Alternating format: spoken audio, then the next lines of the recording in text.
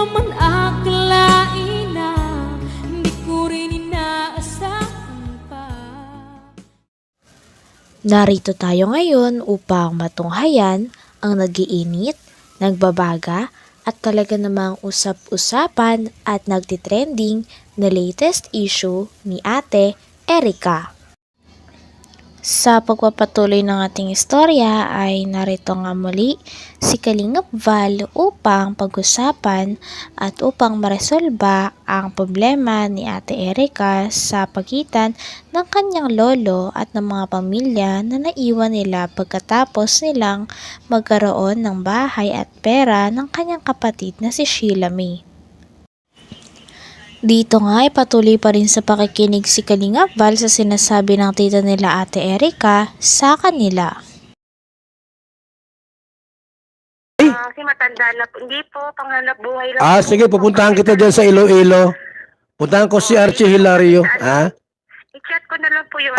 I-chat mo ha. Sige, sige. Thank you po. Thank you, Niyo po ako. Ha? Abigpan niyo po ako. Ay, salamat po sa suporta.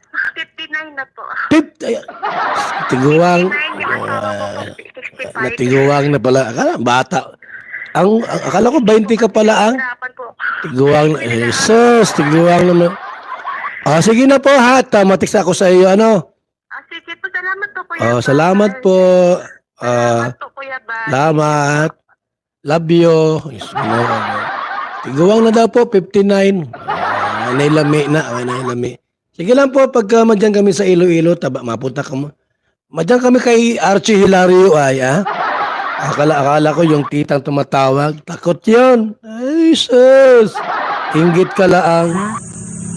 At yung sinasabi ng Sheila May na yan, na sinasabi niya na nalababalitaan namin na hinapin namin yan, mga yan. Ha?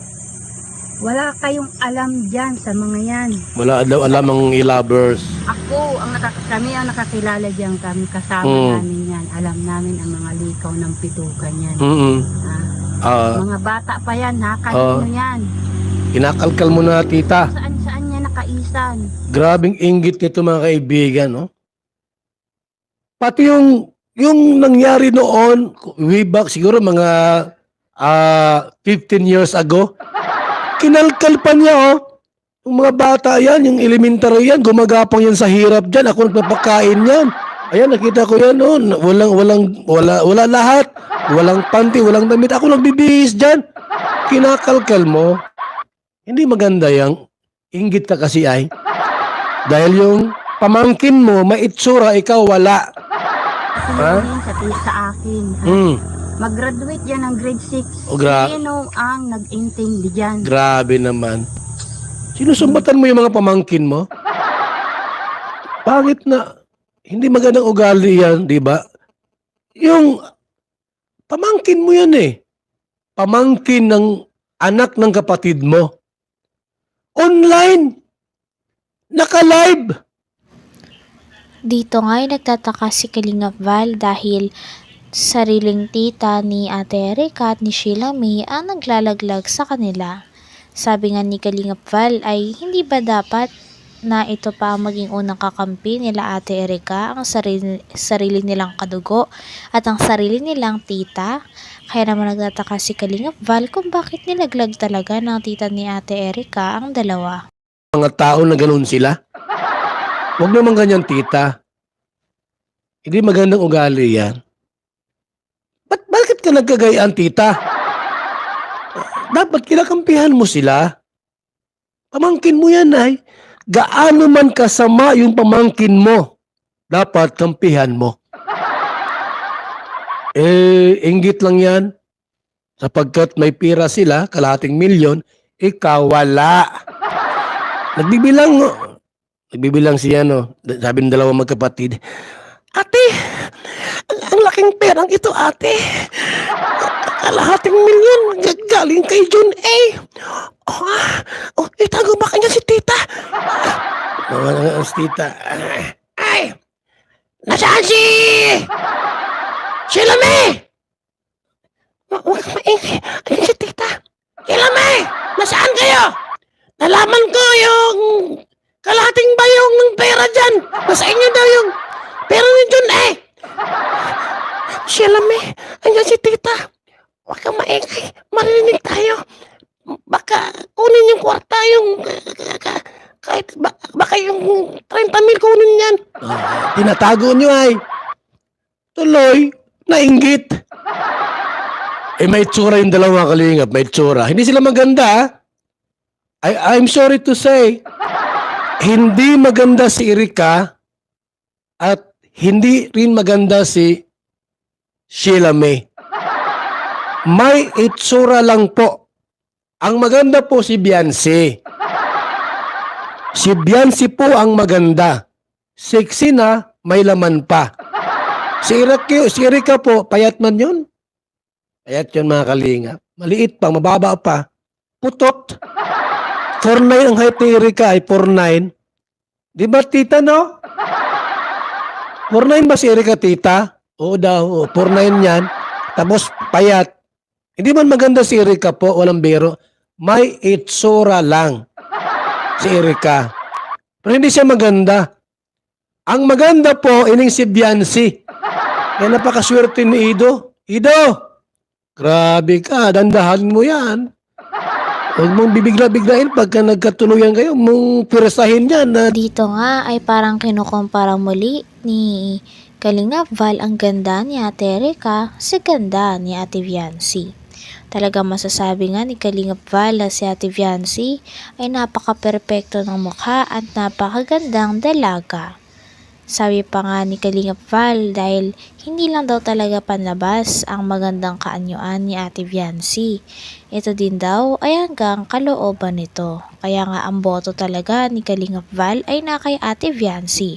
Hindi daw katulad ng iba na masama ang ugali. Ni Ido, grabe ka, dandahan mo yan. Huwag mong bibigla-biglain pagka nagkatuluyan kayo, mong pirasahin yan at ako mga kalaban mo niyan. Luhay-luhay lang nga. Yung dahan-dahan ba na medyo yung haplos ay haplos ng pagmamahal. Maganda si Beyonce po, mga kalingap. Nakita ko dyan sa mall, noong nag-make-up na yan. Sus, grabing ganda ni Beyonce. Pero si Erika po, at anong make-up dyan, di maganda yan. May itsura lang po. May itsura lang. Inainggit itong si tita niya ayo. Digatas ko pa yan. Oh, gigat. Anong sinasabi ninyong pang-aapi ang Bigatas daw niya si Erika. Grabe si tita magsalita. Sinusumbat mo yung gawa mo sa kanila? ginagawa ko dyan sa mga yan? Tao. Sa mga batang yan. Oh, sinusumbat niya. Puro mga kabutugan na lang ang mga ginagarawa. Butog daw mga sinungaling. Grabe. Ang pira ni John naging tinurubuan na ng tungay. Noon daw pong nakuha yung pira ni John alam niya no? Grabing maritis kang maray, tita. Sampaling, nakikialam ka sa magkapatid. Magdiyan ka. Ang daming tita po nila Sheila May at Erika, ikaw lang ang nagkagayaan. Magdiyan ka. Ay, may nagpakulay. Millie Chan, thank you so much, ha. Thank you so much, Millie Chan. I love you po. Yung mga ikaw lang nagpakulay. May iga pa rin saro pala, mga kalingap. Salamat din po kay Francis Official Vlog. Salamat po sa pakulay, ha. Salamat po. Tapos kayo mga ilaber kayo ha, sobra kayo, paninira, sobra kayo mga kapitbahay. Siraan niyo pala si tita ay. Pati magulang ko, inaapa. Kayo po ang may kasalanan dito, lovers, ba't nakagulo sila? Hindi kayo marunong bumasa. Palpak kayo. Hindi si tita ang may kasalanan. Kayo. Bakit po? Hindi nyo sinali sa hatian. Sa group chat ninyo, hindi nyo sinali si tita. Palpak yung mga kilos nindo.